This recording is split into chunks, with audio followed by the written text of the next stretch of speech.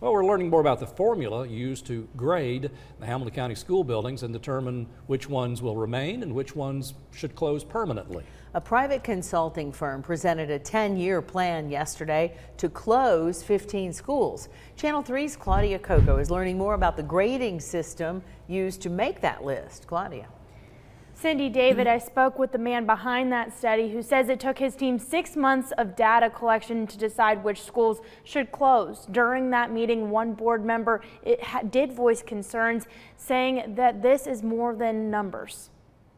District 5 school board member Caritza Jones could have multiple schools affected by this preliminary plan. I know since I've been on the board in 2014 is, are they going to close our schools? Are they going to close our schools? And no, they're not closing them because they're low performing, or it's not recommended they're being closed for low performing. It's being recommended because of population. And I know that numbers matter.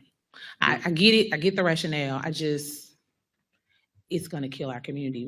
Dan Schmidt of MGT Consulting says the list was compiled using data. But that doesn't mean that we are ignorant of reality, and that doesn't mean that we aren't ultimately factoring emotion in as well. That data shows it will cost $1.36 billion to put the 10-year plan to work. That price tag is a result of the scores schools received. We develop these guidelines through meetings with your academic leadership at the district. So it's drawn from national standards, but it's tailored to expectations here. An engineer and an educator toured all 74 Hamilton County schools, focusing on 4 categories. And then anytime we score something less than good, there's a comment saying what made it less than good. It works like this. Sequoia Vocational High School scored a 68. Crews noted classrooms with bad lighting and problems with the HVAC system. The scoring contributes to the maintenance cost formula. Building scored in the 50s.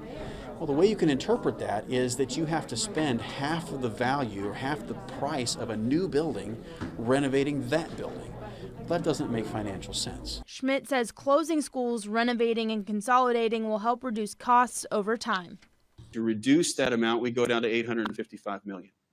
This does not include any revenue generation from sale of real estate or from efficiencies gained by reduced operation expenses.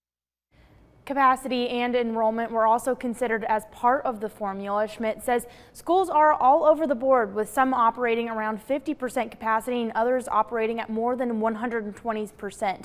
We have the full report on our website and in our app, so you can look at your child's school to learn more about the grade it received. Live in the studio, Claudia Coco, Channel 3 Eyewitness News. Claudia, thank you. The Hamilton